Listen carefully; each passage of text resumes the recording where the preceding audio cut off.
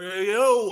NFC South versus the NFL. Another week 4 matchup. We got the Atlanta Falcons hosting the Cleveland Doo-Doo Browns. They know what you call them? The Doo-Doo Browns in the Mercedes-Benz whatever stadium that ain't been very rich lately.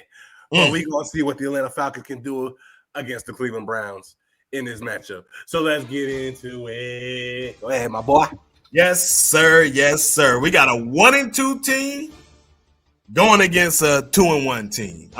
Y'all know we played the Cleveland Browns, so I might be a little biased and higher than most people, but let's just get into it, man. The Cleveland Browns, they have an identity. Their identity is extremely similar to the Atlanta Falcons' identity, and that is run the daggone football. They're going to run. They're going to hit you with some little play action here and there. They will test your defense secondary a little bit here, but they're not going to do much of it. It's going to be a ground and pound game. Now, defensively, I got to get an edge slightly to the Cleveland Browns. They just seem to play a little more sound defense, even though the Atlanta Falcons are killing the takeover battle when it comes to them getting takeovers.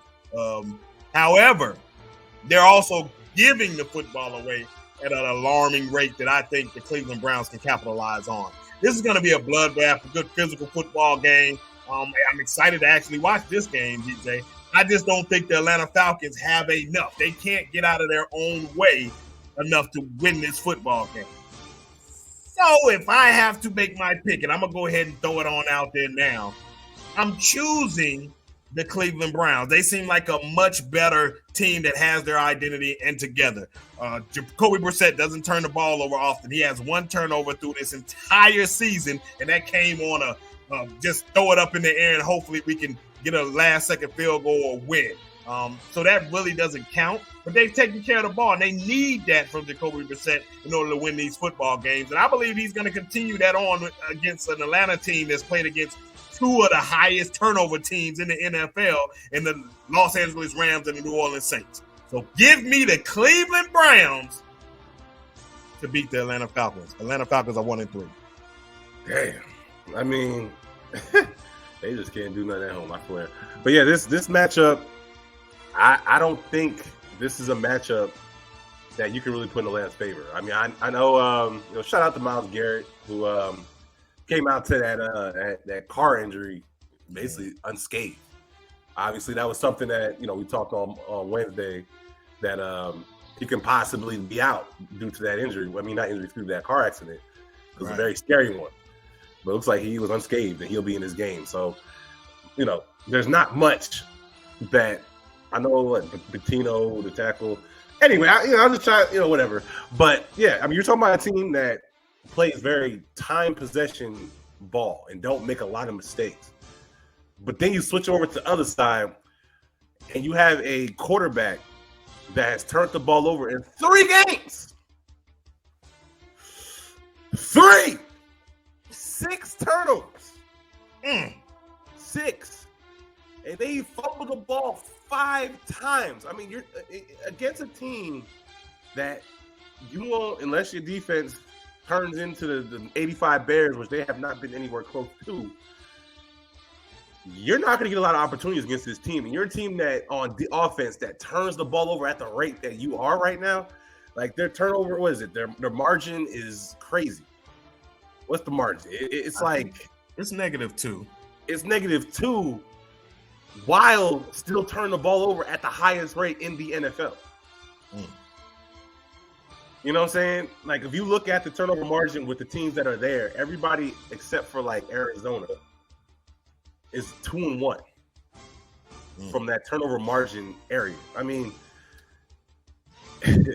I only say that to say this, right? It's just, I'm talking about the Cleveland Browns, actually. Cleveland Browns are 2. But, yeah, Atlanta has to find a way to get out their own way. I just don't know if it's going to be this week. Because, like I said, when they get the ball, they're going to have to make the best of their opportunities. And for them to do that, Marcus Mariota is going to put the ball in harm's way, which he has done with 3 touchdowns and 3 interceptions. Or when he's running the ball, he's freaking fumbling it or can't get the snap or something. There's always something going on with that. I just don't think that's just all the way going to get fixed in a game where you're not going to get that many possessions. Give me the Cleveland Browns who I was starting to think maybe the Atlanta Falcons could win. So I started looking at the turnovers, which every coach in the NFL talks about. You can't turn the ball over. Well, guess what, Atlanta? Y'all is turning the ball over at the highest rate in the NFL.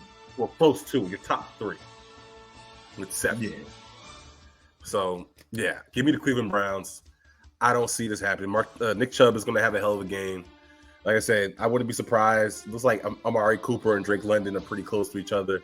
Like I said, Drake London is looking like a player. Kyle Pitts, it's like they're going to try to force feed him, and I think that's probably what'll get him in trouble because I don't think Marcus Mariota and Kyle Pitts have the best connection right now. And I know there's been a lot of crying, get him the ball.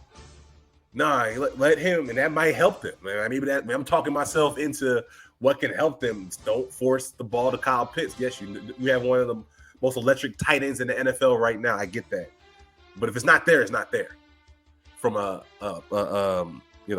chemistry place, and Mike can speak to it as well. You know, this ain't no Carolina Panther video, but I guarantee would love to have DJ Moore get the ball more. But it just ain't there right now, right? So you don't want to do that with Kyle Pitts.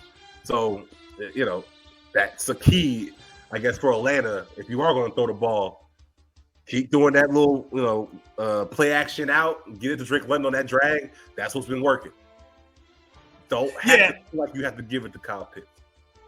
Yeah, and you're right, dude. This offense isn't set up or based on just getting into a primary guy. This is a run-first offense, run, and then you just hit the open guy in the field. You just find the open guy as a quarterback. You just hit the open guy.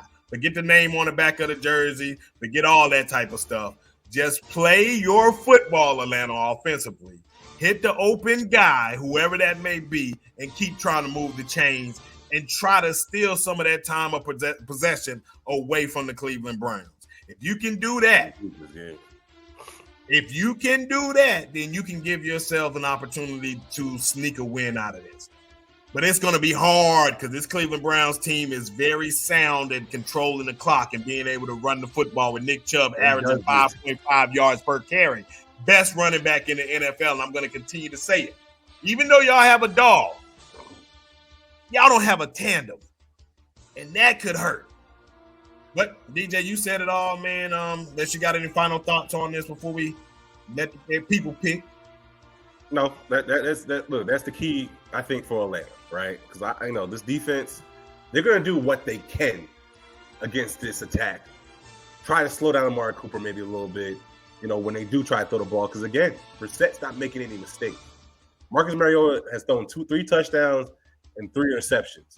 He has fumbled the ball 5 times and lost 3 of them.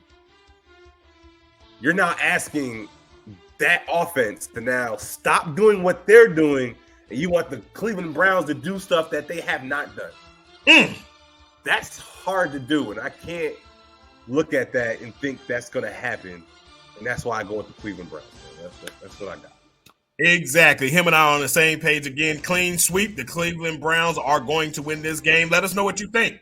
Make sure you hit the comments, the like button, the subscribe, notification bell, all that good stuff. DJ, great way to final thought that, man. Great way, because I think that's the key to victory as well, man, or loss for me. I appreciate my brother. And yes, hit that like, subscribe, share. Let us know how you feel about this video. If y'all agree, disagree, I don't give a damn, but let us know. But I appreciate you like always. My boy Mike.